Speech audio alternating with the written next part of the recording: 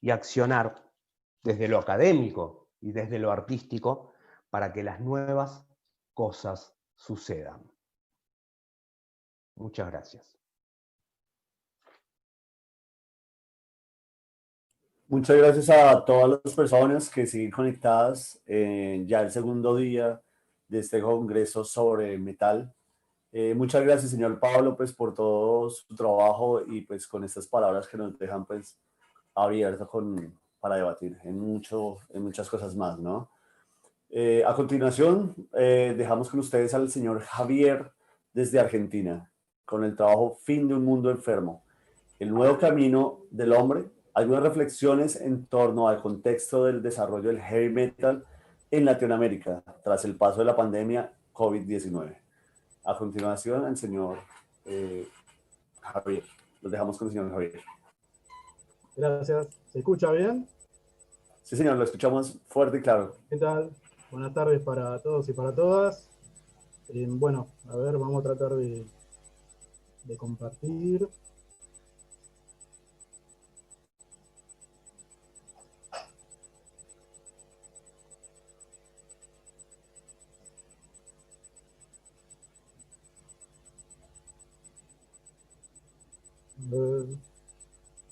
¿Se ve?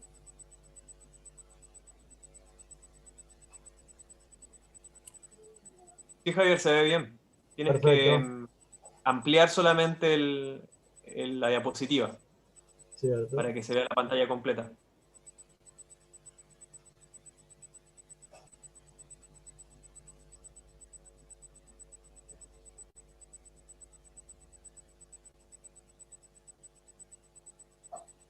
¿Ahí se ve bien? Sí, se ve bien. Muy bien, muy bien.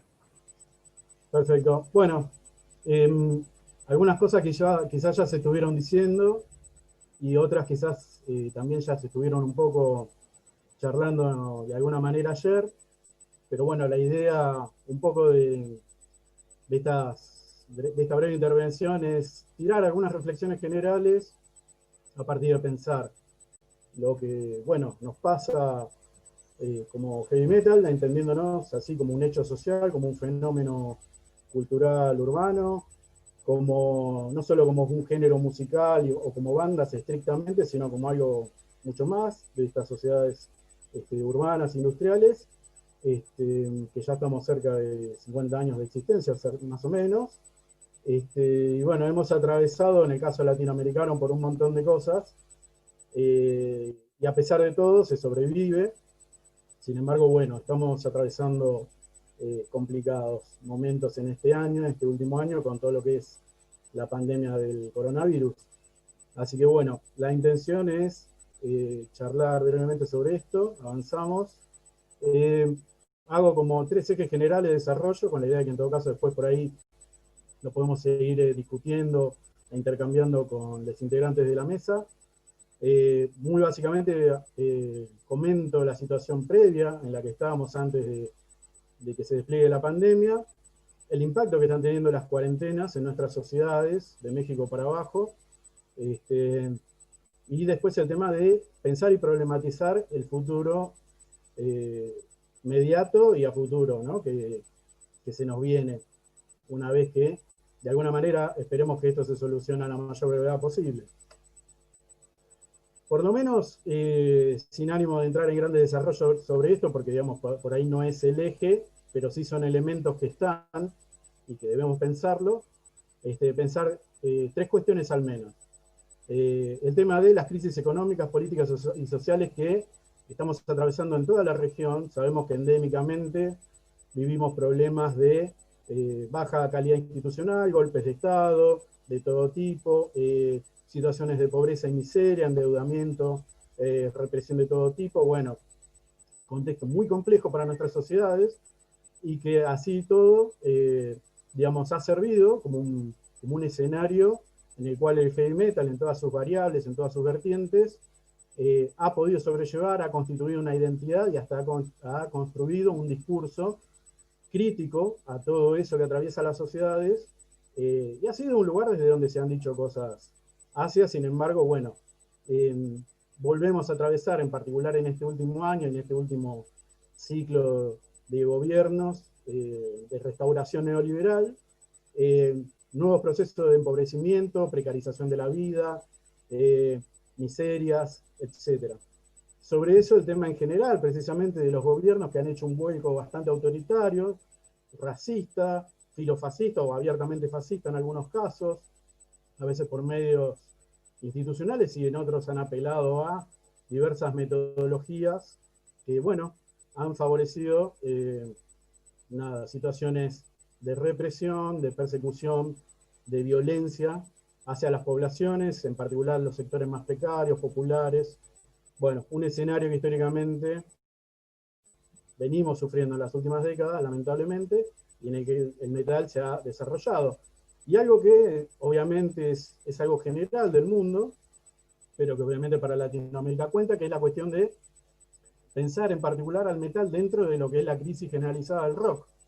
Esto afecta tanto al metal como a cualquier otra vertiente de las distintas formas que adquiere el rock, hasta los otros géneros extremos. Ayer se hablaba del hardcore, bueno, pensar el punk, pensar otras perspectivas, pero bueno, en todas está pasando algo que es que por lo menos quizás en los últimos 15, 20 o quizás un poco más años, el rock en general ha perdido masividad, ya no es una cosa que tenga, digamos, gran convocatoria, en general ha perdido presencia o directamente está ausente en los distintos medios masivos de comunicación, de difusión.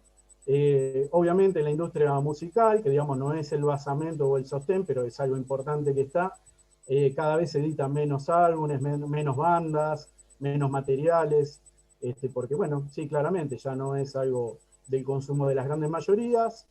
Los recitales en general tienden a ser cada vez con menor presencia de personas, salvo quizás algunos casos como el de Brasil por el tamaño de su escena, o quizás el de Chile por su masividad. En general, el resto de Latinoamérica en general suele pasar esto.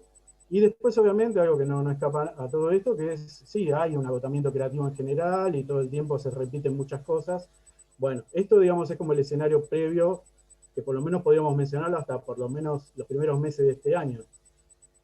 A partir de esto, bueno, aparece la pandemia, aparecen las cuarentenas y todo lo que vino con eso.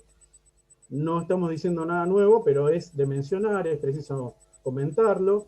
El impacto que estamos teniendo, por lo menos yo acá menciono algunos, pero obviamente hay muchas más cosas para pensar.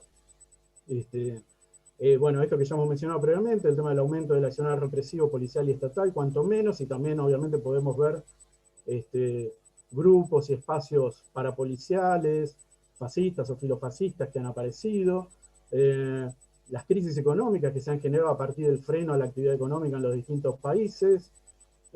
Obviamente eso termina generando en aumento del desempleo, la generación de trabajos precarios, obviamente también el aumento de la pobreza y la miseria generalizada en nuestras sociedades por todo esto, el tema de el aumento sensible de personas que requieren atención hospitalaria y de los distintos sistemas de salud que están haciendo colapsar. Hemos vivido y lo estamos viendo todavía hoy en muchos países, en muchas ciudades, hospitales acumulando gente en las puertas, optando por a quién se atiende o a quién no. Bueno, situaciones muy desafortunadas. Obviamente eso conlleva a episodios de mortandad que se traducen obviamente en situaciones de tristeza, de dolor para las familias, para las sociedades.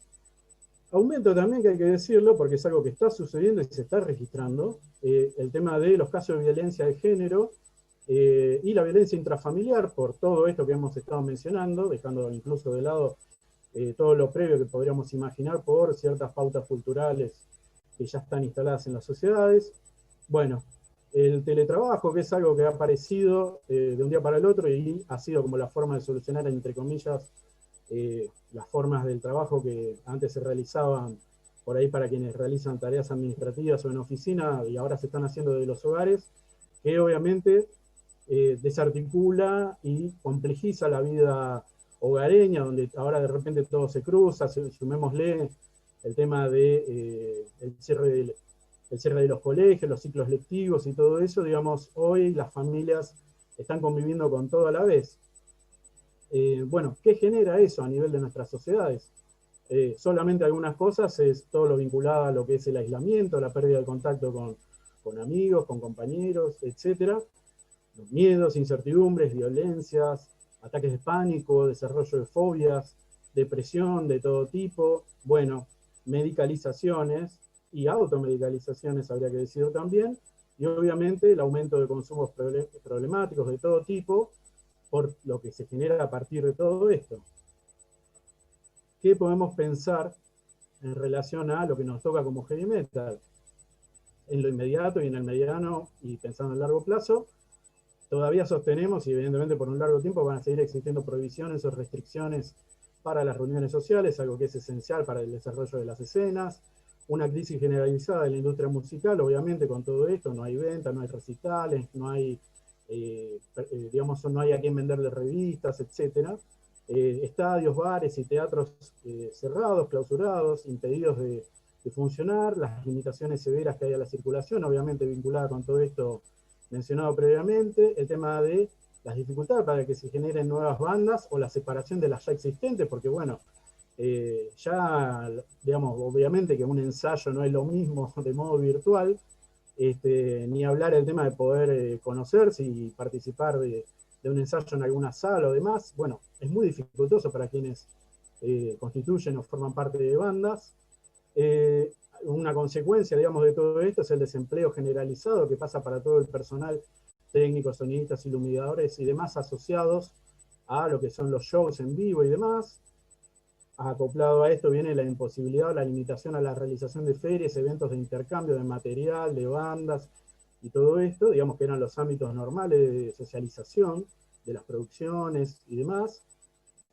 Con todo esto, obviamente, hay gravísimas dificultades para poder generar nuevas escenas o sostener las ya existentes. Y el último punto, que es el que vamos a desarrollar, que es el tema de la virtualización de las condiciones de vida en general, que es lo que estamos viviendo ahora y que evidentemente ya es un fenómeno que se instaló para seguir en el tiempo. ¿Qué es lo que está generando, o lo que nos puede generar esta situación de que, como por ejemplo ahora mismo estamos desarrollando esta actividad de modo virtual y no presencial?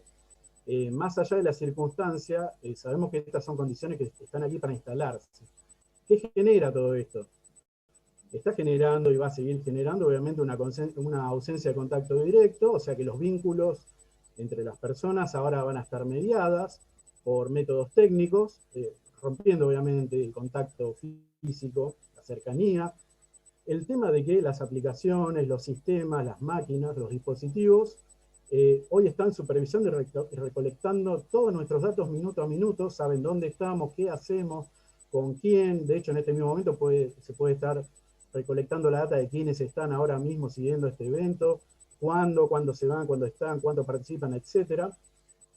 A partir de esto, las mismas aplicaciones que están en muchos casos, digamos, centradas a partir de algoritmos que buscan acumular datos, y a partir de eso tratar de estimar cómo son los patrones, digamos, de gustos, de movimientos, de intereses que tenemos, para a partir de eso generar la imposición de nuevos patrones. A nadie le escapa el hecho de que cuando está, no sé, viendo algo en YouTube, en Spotify, no sé, MySpace, lo que fuere, cuando uno ve lo que son las sugerencias no son de casualidad, son obviamente a partir de observar y analizar los algoritmos, que es lo que estamos haciendo. ¿A qué voy con todo esto? Obviamente no es que es algo nuevo, porque por supuesto antes existía lo que hacían, digamos, quienes recolectaban datos, lo que hacían las radios y demás para generar, qué sé yo, que estuviese heavy rotation por ahí una canción o un artista o demás, pero digamos, a partir de ahora eso ya está mediado por una aplicación, un algoritmo está empezando a determinar nuestros gustos, nuestros artistas, nuestros géneros.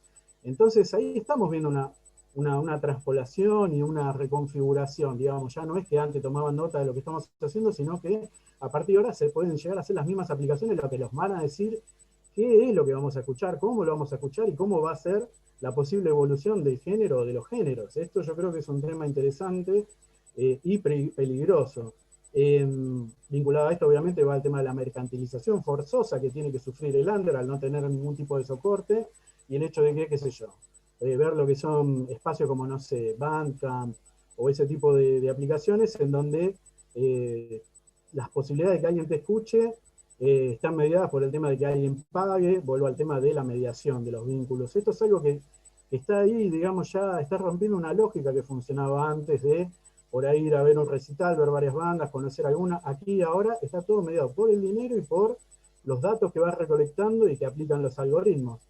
De más está decir que se va perdiendo la espontaneidad, que es algo que caracteriza por siempre al heavy metal y que, digamos, le ha dado cualidades creativas, porque, digamos, lo va normativizando a partir de los datos que se extraen por las aplicaciones y demás, y eventualmente esto apunta a la domesticación y la asimilación de toda la escena, de todas las escenas, diría yo.